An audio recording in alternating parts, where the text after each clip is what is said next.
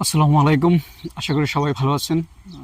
তত্ত্বালোপে আজকের বিষয় নির্বাচন পরবর্তী বাংলাদেশ এবং আমার ভাবনা।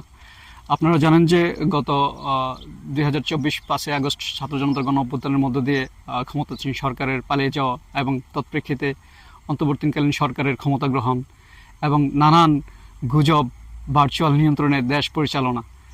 আপনারা ইতিমধ্যে জানেন যে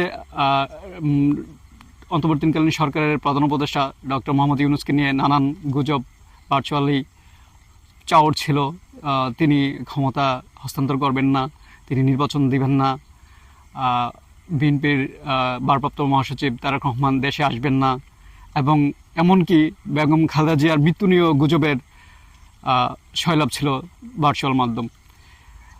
উনি যখন মৃত্যুবরণ করেন তখন ওনাকে নিয়েও গুজব প্রচার ছিল যে ওনার জীবদ্দশায় ওনাকে এসএসএফ মর্যাদা দেওয়ার প্রেক্ষিতে যখন সরকার তার নিরাপত্তা বেষ্টনী কঠোর এবং সংগঠিত করতে যাচ্ছিল তখনই গুজব চাওয়ার হয়েছিল যে উনি মৃত্যুবরণ করেছেন এবং পরবর্তীতে তারেক রহমানের দেশে ফেরানোও গুজব ছিল তিনি দেশে আসবেন না এবং তিনি দেশে আসলেন, দলের হাল ধরলেন।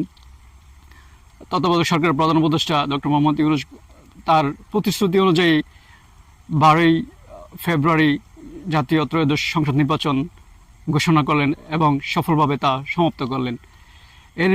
এরই মধ্য দিয়ে যোগাযোগ মাধ্যমের একটি শক্ত অবস্থান ছিল দেশ পরিচালনার ক্ষেত্রে। আপনারা জানেন যে যোগাযোগ মাধ্যমকে ব্যবহার করে নানানজন নানান গুজব এবং রাষ্ট্রদ্রোহী এবং রাষ্ট্রের ক্ষতি করার মতো অনেক কথাবার্তা, অনেক পরামর্শ দিয়েছেন।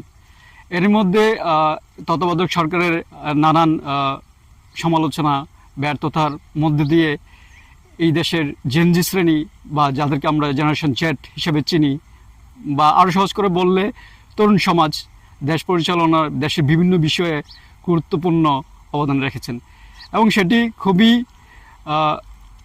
প্রয়োজনীয় ছিল। কারণ যখন দেশের কোনো প্রাতিষ্ঠানিক অভিভাবক থাকে না, সেক্ষেত্রে প্রতিটি রাষ্ট্রেরই তার নাগরিকদের একটা দায়িত্ব থাকে তার রাষ্ট্রের প্রতি। আমি মনে করি সেটি একটি পজিটিভ বিষয় ছিল। কিন্তু গত সদ্য 12ই ফেব্রুয়ারি অনুষ্ঠিত নির্বাচনের মাধ্যমে বাংলাদেশ একটি নতুন সাংবিধানিক এবং সংসদীয় সরকার পেতে যাচ্ছে। এখন কথা হলো যে আপনারা যারা এতদিন সোশ্যাল মিডিয়ায় যে বিভিন্ন মাধ্যম ইউটিউব, ফেসবুক, ইনস্টাগ্রামে প্রোঅ্যাক্টিভ ছিলেন, আপনারা জানেন যে ইতিমধ্যে যে নির্বাচন হয়েছে ওই নির্বাচনে আসলে যে কয়টি দল অংশগ্রহণ করেছিল তারা কেউ হারে নাই। এর কারণ বাংলাদেশ জাতীয়তাবাদী দল বিএনপি একটি প্রায় 200-এরও অধিক সিট পেয়েছে, বাংলাদেশ জামাতে ইসলাম 65-এর অধিক সিট পেয়েছে এবং জাতীয় নাগরিক পার্টি এনসিপিও 6-এর অধিক সিট পেয়েছে। পারতপক্ষে ওরা কেউই পরাজিত হয়নি, কারণ তারা যারাই সিটগুলো পেয়েছে পূর্বে এদের যে সফলতা ছিল ওই সফলতাকেও ছাড়িয়ে গেছে। সেক্ষেত্রে বলা যায় পরাজিত হয়েছে গণতন্ত্রের বিরোধী শক্তি এবং যারা রাজনৈতিক সহাবস্থানকে অস্বীকার করত তারা পরাজিত হয়েছে এবং বাংলাদেশে অবস্থানকারী সব রাজনৈতিক দল এবং জনগণ গণতন্ত্রের পক্ষের শক্তি সবাই বিজিত হয়েছে।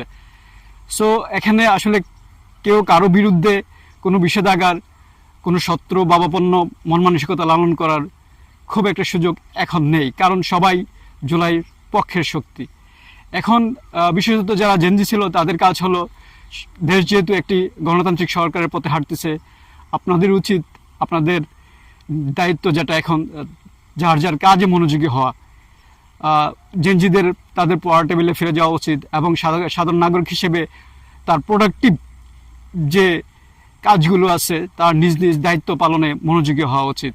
আমরা চেষ্টা করব এখন থেকে সামাজিক মাধ্যম ফেসবুক, ইউটিউব, ইনস্টাগ্রাম এসব ব্যবহারে গুজব এবং অনধিকার চর্চা থেকে নিজেকে বিরত রাখতে। ভালো থাকবেন সবাই।